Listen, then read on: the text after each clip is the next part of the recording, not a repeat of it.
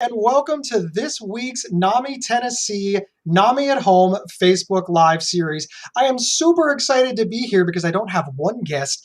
I have two guests. I love the multiple guest show, although it does mean that I have to do less talking, but that's okay. Now, before we bring the guests on, we want to talk about, the NAMI Tennessee email list. How are you going to know the awesome things that NAMI Tennessee does if you don't subscribe? The advocacy, the NAMI walks, the conference, and of course, stuff like this, the NAMI Facebook Lives, NAMI at Home. And the way that you do it is real easy. You go to NAMITN.org and you sign right up. Sincerely, we have made it absolutely positively as simple as we can.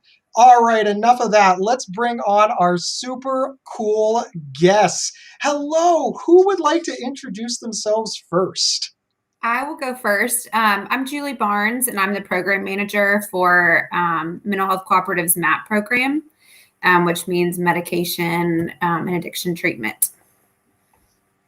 Thank you. Thank you so much, Julie. So that means, Ashley, you're next.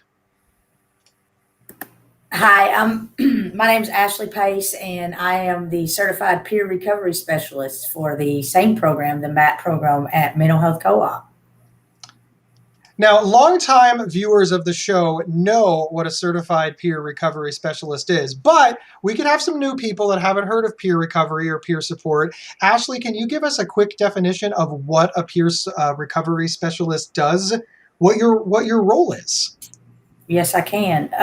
Certified peer recovery specialist is someone who has lived experience either with their own mental health issue, concerns or substance use disorder.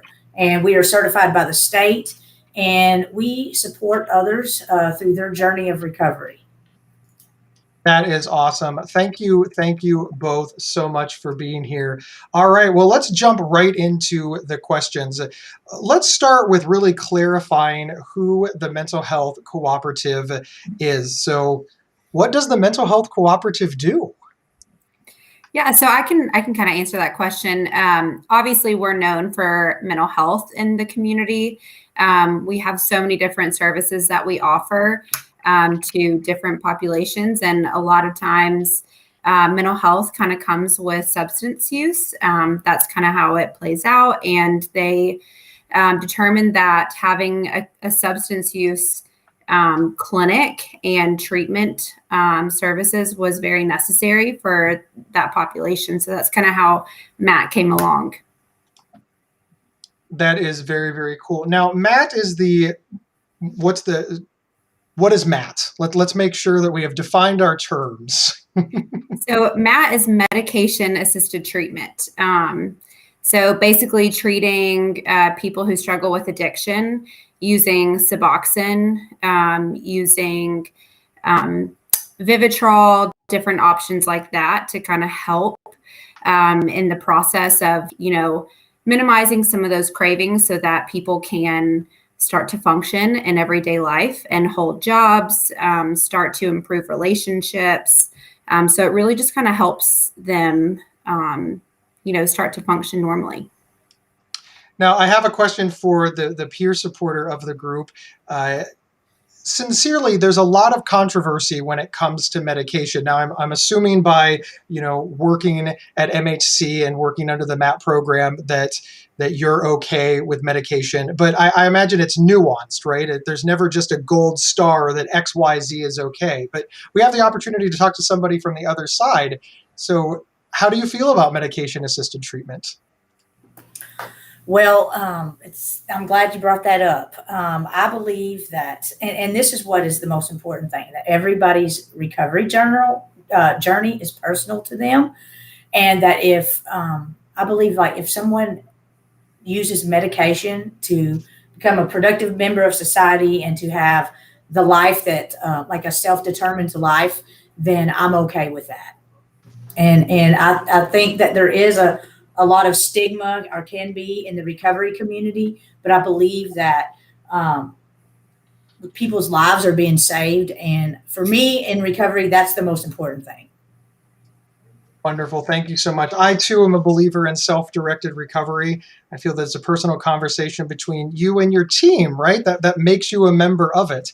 So I'm assuming, Julie, I want to kind of throw the question back to you. Is that the Mental Health Cooperative's view? And I know "view" is kind of a weird word, but Yeah. Julie, do you agree with Ashley? Absolutely. I think that we take, very much so a harm reduction stance. So really trying to meet the person where they are in their recovery process. I won't get too into stages of change, but that really has to do with how motivated a person is. And sometimes they need that medication to be able to work on finding a job. Because if you're ever craving something so much, it's really hard to focus and maintain something when you have to have that drug to function everyday life. So that's kind of where Suboxone helps, minimize some of those cravings, like I said, so that they can focus on getting a job and having that stability. We have a question from the audience, so that's great. Please, if you have a question, just write it right in the comments section, and we will be able to pop it up. Now, if you want to remain anonymous, that is fine too. Just instant message us or direct message me, Gabe Howard, or NAMI Tennessee, and we'll go ahead and post it up. We have an anonymous posted question. We used to call recovery sobriety. Does medication fit into this concept? It's a really good question. Yeah, I mean, I think it does. And I think everyone's, like I said, the stages of change. To be an addict for so many years, sometimes it's really intimidating to accept a whole life of sobriety and commit to something like that. So I think that's kind of where the medication comes into play. It's a long process. And just like, addiction doesn't ruin your life overnight. Sometimes those relationships and the bridges that are burned, that takes a long period of time. So it takes just as long to kind of start to mend some of those relationships and start kind of working on all the things that have kind of been destroyed in addiction. Ashley, I want to give you the opportunity to answer the same question. Okay, I have a lot of passion for this. So yes, I believe it does fit into that concept. I think the only desire that someone only has to have the desire to change. I know that in recovery communities, because I'm a member of a 12-step recovery community, that people take mental health meds. It's okay. If you have to have insulin, it's okay. This is a medication that provides a need. Someone has the need for the medication. So if they're living their best life, I cannot judge that. I'm going to support that. I love that answer. One of the questions that has come up is medication assisted treatment something that's forever? No, it does not have to be that. That is really up to the consumer, that's patient. That's up to the person who's on the medication and the provider. So the doctor to determine what an appropriate time is to discontinue that medication. One of the things that comes up, stigma always comes up. It doesn't matter if you're on the addiction side, the mental health side, co-occurring, wherever you go, stigma rears its ugly head. And a question that we have, of course, is what about people who are concerned with their reputation while seeking treatment? Are you aware of this concept? Is from your perspective, is it something that you can help with, or is it something you're unaware of? I imagine you're not unaware of it. You want to go, G? Yeah, I can speak to this. So I want to make sure I'm understanding the question correctly. So what about people who are concerned about their reputation? That kind of has to do, I'm assuming, with like the stigma of being on Suboxone. Yes. Okay, so I think this is where a lot of education is needed. Really empowering that individual to understand the importance of the medication. I think that's really part of our role as clinicians, is to educate them and help them find their voice to educate others. And then hopefully, they'll be confident in their recovery and what they're doing. So that won't be an issue.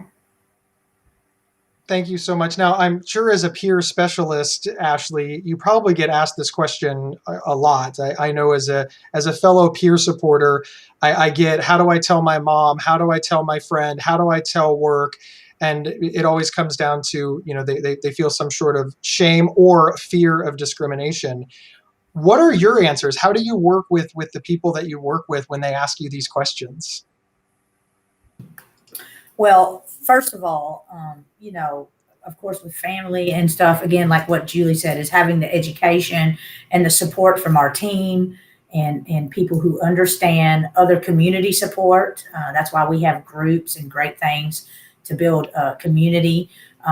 Will give you the courage and the understanding to be able to talk with it about someone and not feel any shame or guilt about it. And then also, like, everybody doesn't have to know, like, that's one of the things that, I don't know. I have people, friends who are on medications, and I don't know what their medications are,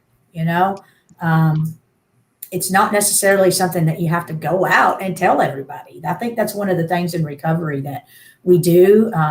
One of the things I used to do when I was in early recovery is I used to tell everybody, but it was out of fear that I was going to relapse or I was going to do something. So, there's no shame in talking about it, but also using discernment. Like, I don't have to go, people don't go around and say, I'm on this mental health med. Right. When I meet somebody, they're not like, oh, let me give you my list of medications.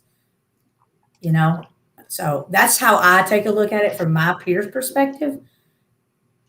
I like it. I absolutely like it. I remember that somebody told me once, they're like, people aren't as interested in you, Gabe, as you think they are.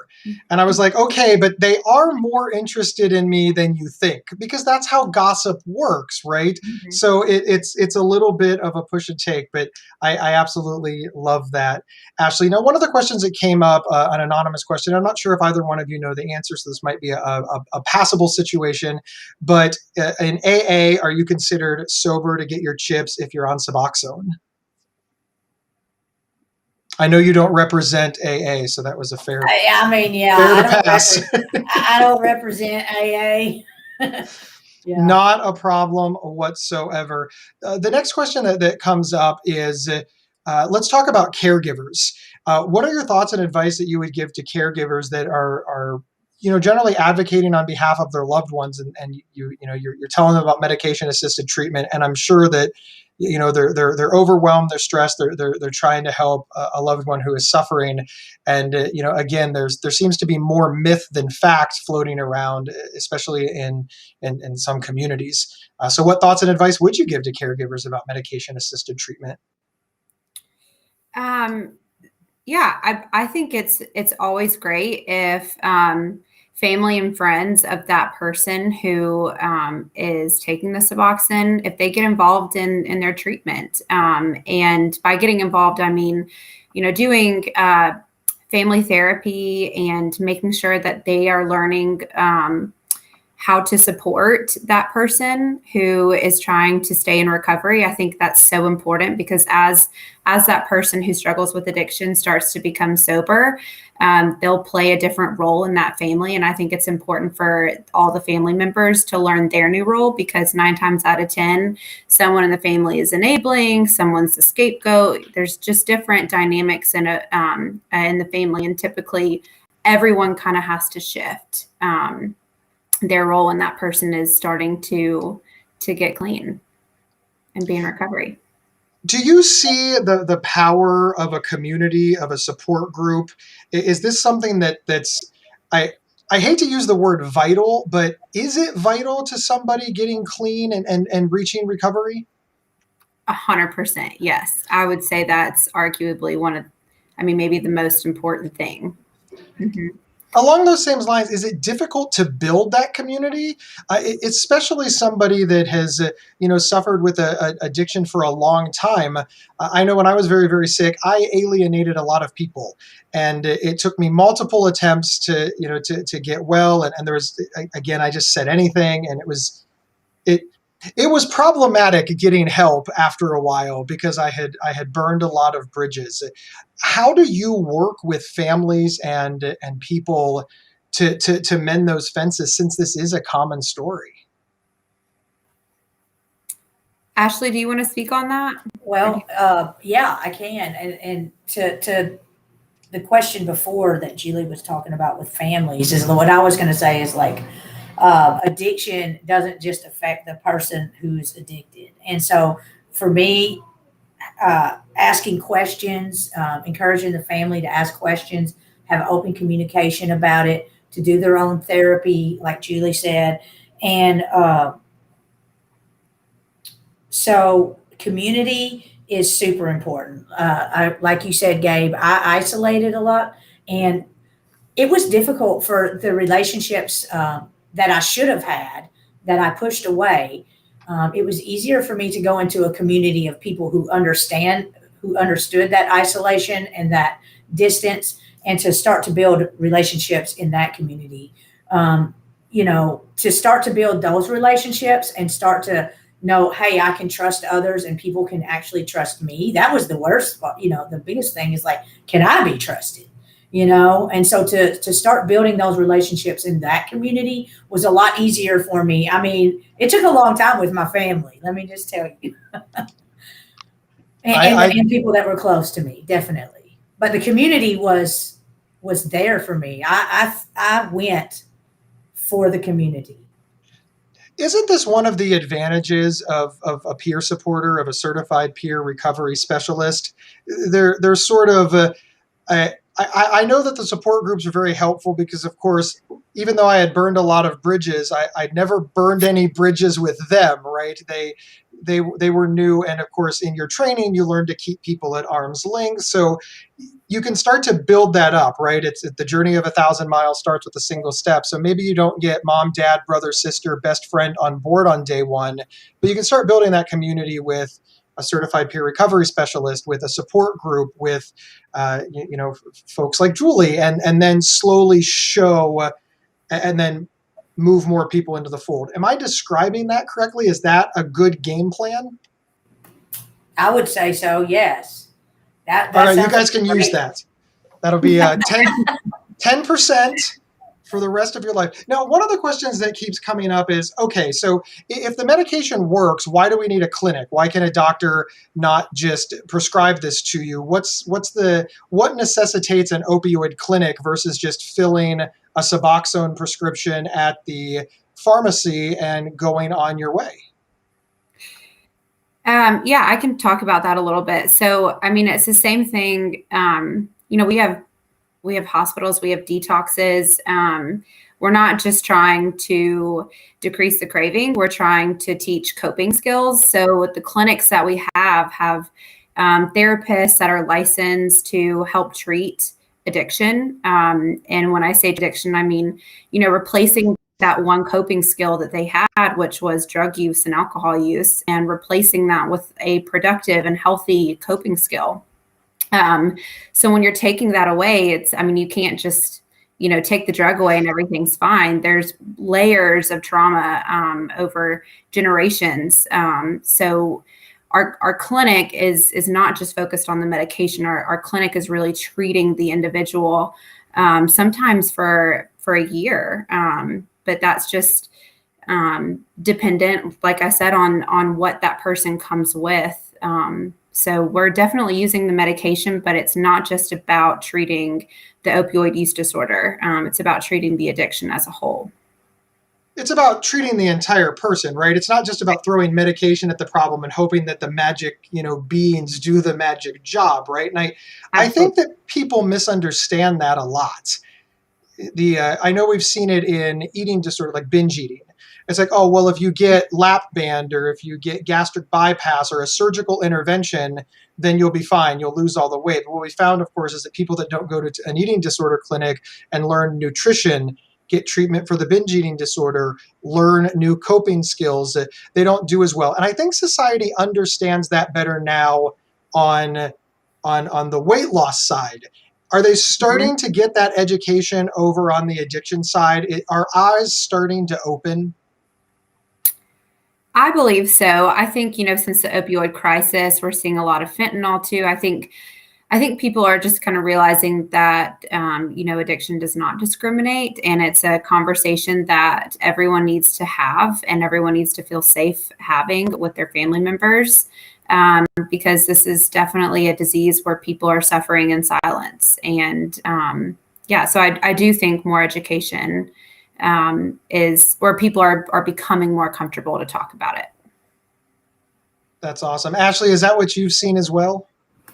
Yeah, I think so. I think that the difference is like so many people always think, well, addiction, you have this choice, and they don't understand that maybe I made a choice once, but then now I don't have a choice. And so I think that just continuing to educate people, and then like Julie said, every addict is somebody's brother or sister or mother or cousin, or, it's just somebody's family member, and it's a loved one.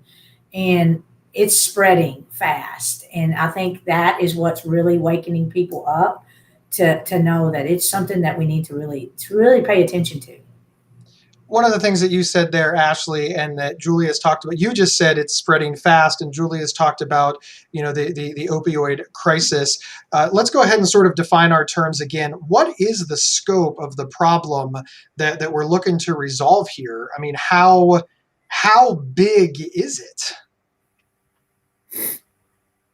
Well, can I say, for instance, I'll just tell you, I know someone who passed away Friday, and I know someone who passed away today. So it's pretty big. It doesn't, and I'm in a small community of people, and, it's happening every day. Mm-hmm. Somebody is dying every day. Multiple people are dying. And 0 deaths is the goal. I feel bad for having to say that, right? Like it shouldn't need to be the numbers that we're seeing. It shouldn't have had to get to crisis. I mean, opioids are not new, and opioid abuse and addiction, these are concepts that have been around for decades. Do you feel that we're finally starting to do something about it? It is having opioid clinics and the Mental Health Cooperative, Collaborative, your organization, these are positive steps, but are they enough? Are they big enough steps? I think that we're getting there. I don't know if they're necessarily big enough steps. I think that, like I said, people are becoming more comfortable talking about it. And I think that people, now that we have this opioid crisis, people are having to start understanding the disease model of addiction, and really understanding that addiction is not a choice, and having more compassion for this population as well. So I think that we're getting there. I think that the education that we have now is still kind of new, and I think that as more people become more comfortable and familiar with Suboxone and MAT, like we're talking about today, I think bigger changes will be made, and maybe regulations. Yeah. One of the questions that came up is, I lost it. I promise it's here. How do you pay for medication-assisted treatment? What do folks need to know about assurance, TennCare? Is it free? I imagine that it is not free. But if somebody is looking into medication-assisted treatment, what do they need to know as far as the financial considerations? So we, at our clinic, and I'll just speak to our clinic, we accept all forms of TennCare. So TennCare covers the cost of Suboxone and Vivitrol. So, if you're a candidate for either of those, the cost should be covered. Wonderful. So it is, if you live in the state of Tennessee, 10 Care will be able to help you. Let's talk about we've sort of talked about this 10,000 foot view, but what does it look like when you walk in? So if I'm watching this and I'm like, okay, I want to make an appointment, I want to do it, I'm ready. What are obviously I can pop your website up, and I'm sure that will give people, phone numbers and information. It's all right there. But walk us through what that looks like. What's the intake process? What's step one? What's day one? You said that people can, it could take a year to reach recovery. They could be under your care for a year. What does that whole process from beginning, middle, and end look like? I know it's the biggest question I can ask. Who wants to go first? Julie. Yes. So, typically someone will call in, we have an intake committee, and they'll just gather a lot of information from that person. We typically like to know, some family history. We like to know how much someone's using and what exactly they're using. Typically someone doesn't come in and they're just using opioids. Sometimes they're using opioids, meth and benzos, or, different things that the person is using. So we will determine if this level of care is appropriate for them. Sometimes we might think that a partial hospitalization or an inpatient treatment might be better for that person prior to coming to us, because we are an outpatient program, which outpatient, it means that we're touching on, we're touching base with that person once a week. And if someone needs more than that, then this level of care is not necessarily appropriate for them. So that's kind of the information that we're really seeking from these individuals who are coming to our clinic. If we do decide that someone is appropriate, then they'll meet with our team, and we will schedule their new patient appointment, which is when that person will be inducted on the medication if they're appropriate at that time. Wonderful. Thank you so much. Ashley, do you have anything to add? When do they get to meet with you? Or a counterpart of yours? I was going to say that usually when they first come in, I will meet with them and just introduce myself and just kind of build some rapport and get to know them. But I start meeting with them right away. And then, like Julie said, they'll come once a week, and they'll start coming to groups. We have group therapy and individual therapy, and a great case manager on our team, and just try to really start finding out what they want in their life, what they want their recovery to look like. When people say, one of the things that you have both said, you want to find out what people want their recovery to look like. Now, speaking completely as a layman, I think, well, don't they just want to not be addicted anymore? But that seems like too simple of an answer. When you ask that question, what kind of an answer do you get? I mean, I get all kinds of answers.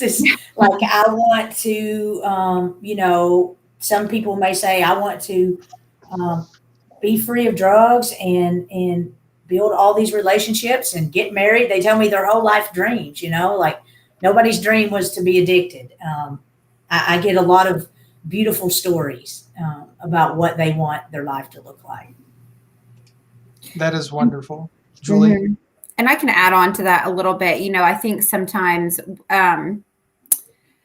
when a person comes in through intake, sometimes they're not necessarily ready for our program requirements. We don't obviously allow people to use benzos or be smoking weed. So we want to make sure that they're motivated to discontinue those things, and so that people know that we're not just treating the opioid use disorder.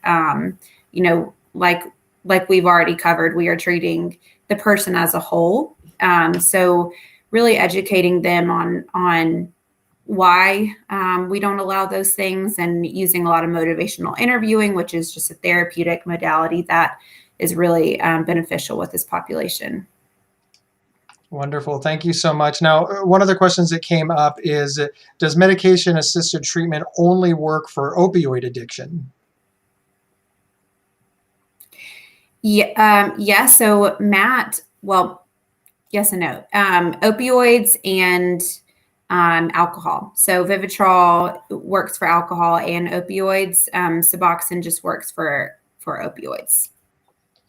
And a question that came in is, can Suboxone or any of these medications really, can you get high off of them? That's one of the criticisms they say that they read in the media, that these medications can be abused. I'll speak on that a little bit. I feel like a better answer would probably come from a provider, but I will just kind of keep it short and simple. Anything can be abused, but the difference in MAT is, I mean, you have a team full of people holding you accountable. We are calling you, all the time. They're coming in once a week. We're taking an observed drug screen and making sure that there's no tampering with the drug screen. So you have so much accountability with MAT. So it's very unlikely. And this is one of the reasons for the clinic, right? I mean, first off, I love what you said there. Everything can be abused. I mean, if we started, I often feel when I read these things in the paper, I was just like, okay, it helps 95% of the people, but then you've cherry picked all of these issues that have come from it. I mean, you see a car crash, okay, cars, they have to go. Somebody trips and falls in their yard. Oh, well, no, we can't have yards anymore. Just on and on and on. I mean, where does this end? But back to a point that we made earlier, both Julie and Ashley, is I asked why you couldn't just go to the pharmacist and fill your prescription without any help or supports. And this is one of the things. You're aware of a potential pitfall, and you're helping people through it to make sure that they're not further victimized. Because let's face it, if somebody misuses a helpful tool, they're not just abusing a helpful tool, they're abusing themselves. So it sounds like you got it covered. Yeah, we hope so. Do you feel, I just want to put this question back to you because I said it, I want to see how you feel about it. Do you feel that a lot of the negative writings about medication-assisted treatment is just designed to poke holes in the concept or idea that we're trying to help people lead a better life who maybe the larger society doesn't think is worth it? That is how I feel more often than not when I read these articles. But what are your thoughts? Yeah, I definitely think that addiction looks different than some other diseases. There's stealing, there's, all these behavioral issues. So sometimes I think people have a hard time. Like Ashley said, addiction impacts more than just the person who is addicted themselves. So I think sometimes people struggle to have compassion when they've been burned by someone. So I think that, miscommunication has been spread about the medication, and people latch on to that. And, like you said, Gabe, we can't remove cars from the street when people get car wrecks. This medication has proven to help so many individuals. And there are so many ways to hold others accountable. So I do think that the negative, the stigma that has come with it has just been from generations of miscommunication and miseducation. Thank you so much, Julie. Ashley, do you have thoughts on this as well? Feel free to say whatever you want. I feel like you have a soapbox just right under. We're both peer recovery specialists. You get on that soapbox. Yeah, well, I agree with what you said. People have this idea of what an addict is or who that is in our population. But like I said earlier, the more and more this spreads, like so-and-so's young kid in the suburbia is now addicted. And, it's just, I don't know. The recovery community has a lot of growth to do too. It's okay to say that we still need to continue to grow ourselves. But I can be one of the people in that community that helps to change that. And that's what my goal is to let people know that maybe not everybody's going to support you, but that's okay. If your life is better and everybody doesn't support you, that's okay. I support you. So that's it, like. That's awesome. Well, back to the Mental Health Cooperative. One of the questions that people ask, I know that you help people with, addiction issues, and that is fantastic. But somebody asked, what about people with co-occurring disorders? So I assume mental illness and addiction. Are you set up for that? And can you speak on that a little bit? Yes, I think that's what is so unique about our program is that we can treat the entire individual. Like I said, we have an integrated approach and they can get everything under one roof. So we offer primary care services, we offer mental health services. And if they have had a mental health disorder and diagnosis, then they are typically on another team of ours and we coordinate. I mean, there's just so much coordination with all of our other teammates. So and we all have a clear line of open communication. We're on meetings together all the time. So we are definitely keeping up with each other and making sure that we're updated on the latest with mental health, primary care, and substance use. That is awesome. I wanted to say something about that because I have been working at Mental Health Co-op for over 2 years now. And before I worked with young adults who have psychosis, but I would just say that is my favorite thing about working here because when I got clean from drugs, man, I had a lot of mental health issues that I had to address. And, I was at a place that said co-occurring, but is it really co-occurring if some of this, they still have the stigma, even some of the treatment facilities may have a stigma against certain mental health medications and different things like that. So that's what I love about Mental Health Co-op. We're going to make sure that all of you is taken care of, emotional, mental, physical, spiritual. We're going to connect with all of that over here. Well, I absolutely love that. I've put the website up there. We're running near the end. There's not a lot of questions. Remember, this is your last chance. I am warning every single person listening to my voice. If you don't ask your questions now, you can be like, "Oh, I missed it." And the answer is, yeah, you did. Maybe, you know what I'm going to say? You should have signed up for NAMI Tennessee's email list, and then you wouldn't have missed it. But that's okay. You can still watch the replay. So if you have any questions, please, now is your opportunity to put them in the comments. We'll get to as many as we can before we head on out of here. So we have talked about co-occurring conditions. We've talked about so much stuff. What did we miss? Obviously the two of you do this day in and day out, and you see you see what your clients ask, you see what their family members ask, you see what the community asks. What information is vital? What have we missed in this conversation? You're like, nothing, you got it all. That's how good I am. I don't know if we've necessarily missed anything. I keep thinking about the question with, why can't people just get the medication from their doctor? And I think it's really important to emphasize the fact that people need treatment with clinicians who understand the disease and understand how to work with people who are still in that pre-contemplation stage of change, which pre-contemplation means that some people come in and they are just not even ready to change. So it's really important that someone is educated on how to approach someone like that and facilitate that change with the individual who's struggling. And motivational interviewing is great. I've talked about that before, but I just am such a big advocate for learning that if you have someone who is really defensive or just not ready to change, sometimes just kind of opening up the dialogue and using open-ended questions is so important. But really encouraging the person to connect with their community of people who are in AA and NA, that is so important. And that's really what we encourage in our facility as well. So it's not just about Matt. I think that is wonderful. Ashley, before we hop on out of here, do you have any last words?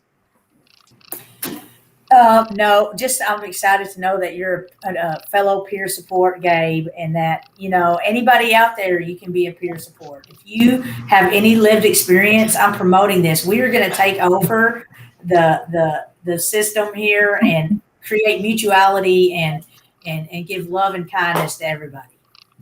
I love it. Julie, Ashley, thank you so much. The Mental Health Cooperative can be found at mhc-tn.org. And of course, one more time, I'm going to remind everybody to sign up for NAMI Tennessee's email list so that you don't miss all of the cool things that happen. Just head over to namitn.org. And with that, we will be out of here. All right, wave bye, everyone.